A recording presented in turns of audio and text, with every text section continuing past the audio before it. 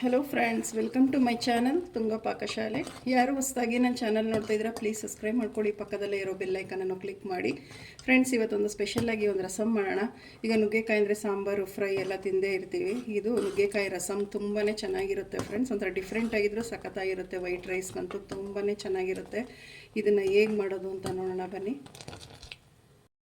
Friends. ನೋಡಿ, ಮೊದಲಿಗೆ ಒಂದು ಕಪ್ಪು ನಾನು ತೊಗರಿಬೇಳೆ ಮತ್ತು ಒಂದೆರಡು ನುಗ್ಗೆಕಾಯಿ, 2 ಟೊಮೆಟೊನ ನಾನು ಒಂದು 3 ವಿಜಿಲ್ ಕೂಗಿಸ್ಕೊಂಡಿದ್ದೀನಿ ಫ್ರೆಂಡ್ಸ್. ನೋಡಿ, 1 ಕಪ್, ನೋಡಿ ಈ ಕಪ್ಪಲ್ಲಿ ನಾನು 1 ಕಪ್ ತೊಗೊಂಡಿದ್ದೀನಿ ತೊಗರಿಬೇಳೆ. ಚೆನ್ನಾಗಿ ಬೆಂದಿದೆ. ಈಗ ನುಗ್ಗೆಕಾಯಿ ಟೊಮೆಟೊನೆಲ್ಲ ಒಂದು ಬೌಲ್ಗೆ ತಕ್ಕೊಳ್ಳೋಣ. ನೋಡಿ,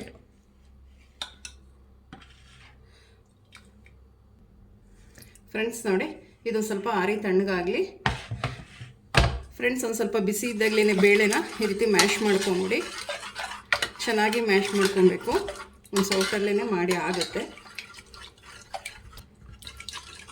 ಫ್ರೆಂಡ್ಸ್. ನೋಡಿ, ಈ ರೀತಿ ಮಾಡ್ಕೊಬೇಕಾಗುತ್ತೆ. ಸಾಕು ಇಷ್ಟು ಫ್ರೆಂಡ್ಸ್. ನೋಡಿ, ಇದಕ್ಕೊಂದು ಸ್ವಲ್ಪ ನೀರು ಹಾಕ್ಕೊಳ್ಳೋಣ. ತಣ್ಣೀರಿದು ಫ್ರೆಂಡ್ಸ್. ನಾವು ಟೊಮೆಟೊ ಯಾವ ರೀತಿ ಕಿವುಚ್ತೀವಲ್ಲ ಅದೇ ಥರ ಇದನ್ನೆಲ್ಲ ಚೆನ್ನಾಗಿ ಕಿವುಚಬೇಕಾಗುತ್ತೆ. ತಣ್ಣೀರು ಹಾಕ್ಕೊಳ್ಳಿ, ಇಲ್ಲಾಂದರೆ ಸುಡ್ತಾ ಇರುತ್ತೆ ಫ್ರೆಂಡ್ಸ್. ನುಗ್ಗೆಕಾಯಿಗೆ ಸಿಪ್ಪೆ ಮೇಲೆಲ್ಲ ತೆಗೆದ್ಬಿಟ್ಟು ಹಾಕಿಲ್ಲ ಅಂದರೆ ರಸಮ್ ಕಹಿ ಬಂದ್ಬಿಡುತ್ತೆ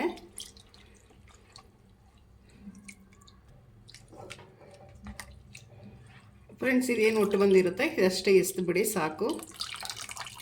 ನೋಡಿ, ಈ ರೀತಿ ಚೆನ್ನಾಗಿ ಕಿವುಚ್ಕೊಬೇಕಾಗತ್ತೆ ನುಗ್ಗೆಕಾಯಿನ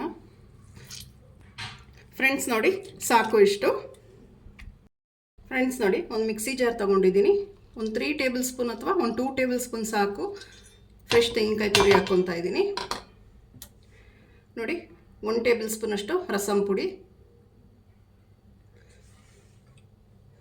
ಫ್ರೆಂಡ್ಸ್. ಇದಕ್ಕೊಂದು ಸ್ವಲ್ಪ ನೀರು ಹಾಕ್ಕೊಂಡು ಗ್ರೈಂಡ್ ಮಾಡ್ಕೊಬೇಕಾಗತ್ತೆ, ಸಾಕು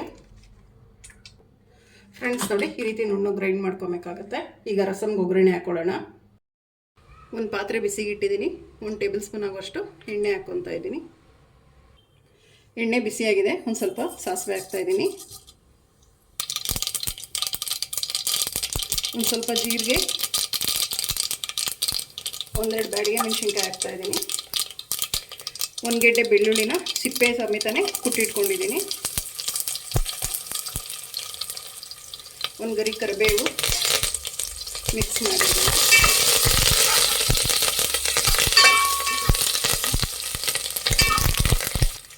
ಒಂದು 4 ಸಾಂಬಾರು ಈರುಳ್ಳಿ ಹಾಕ್ತಾಯಿದ್ದೀನಿ. ಇದು ಪ್ಯೂರ್ಲಿ ಆಪ್ಷನಲ್, ಬೇಕಾದರೆ ಹಾಕಿ, ಇಲ್ಲಾಂದರೆ ಸ್ಕಿಪ್ ಮಾಡ್ಬೋದು. ಫ್ರೈ ಮಾಡಿ ಒಂದು ಸ್ವಲ್ಪ ಹಿಂಗೆ ಹಾಕ್ತಾಯಿದ್ದೀನಿ. ಮಿಕ್ಸ್ ಮಾಡಿ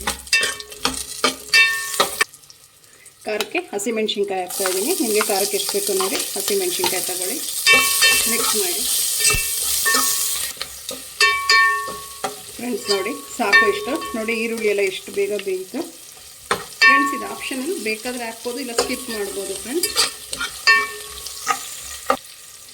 ನೋಡಿ, ಹುಣಸೆ ಹುಳಿ ಹಾಕ್ತಾಯಿದ್ದೀನಿ.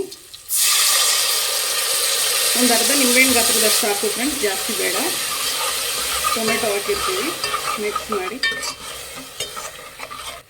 ಒಂದು ಸ್ವಲ್ಪ ಅರಿಶಿನದ ಪುಡಿ ಮಿಕ್ಸ್ ಮಾಡಿ ಫ್ರೆಂಡ್ಸ್. ನಾವು ಗ್ರೈಂಡ್ ಮಾಡ್ಕೊಂಡಿದ್ವಲ್ಲ ಕಾಯಿ ಮತ್ತು ರಸಮ್ ಪುಡಿ, ಅದನ್ನು ಹಾಕ್ಕೊತಾ ಇದ್ದೀನಿ. ಮಿಕ್ಸ್ ಮಾಡಿ ನುಗ್ಗೆಕಾಯಿ ಟೊಮೆಟೊ ಕಿವುಚಿಟ್ಕೊಂಡಿದ್ವಲ್ಲ ಅದನ್ನು ಹಾಕ್ತಾಯಿದ್ದೀನಿ. ಕಿವುಚಿರೋಂಥ ನುಗ್ಗೆಕಾಯಿ ಟೊಮೆಟೊ, ಬೇಳೆ ಕಟ್ ನೀರು ಹಾಕ್ತಾಯಿದ್ದೀನಿ. ಈಗ ನೋಡಿ, ಬೇಳೆ ಕಟ್ ನೀರು 2 ಇದೆ ಇದರಲ್ಲಿ.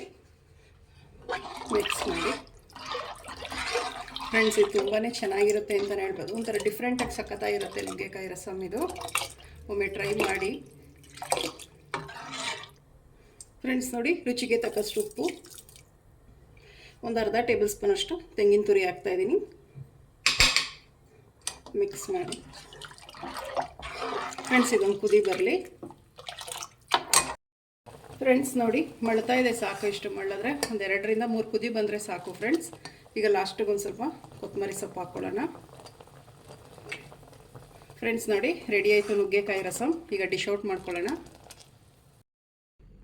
ಫ್ರೆಂಡ್ಸ್ ನೋಡಿ, ನುಗ್ಗೆಕಾಯಿ ರಸಮ್ ರೆಡಿಯಾಗಿದೆ.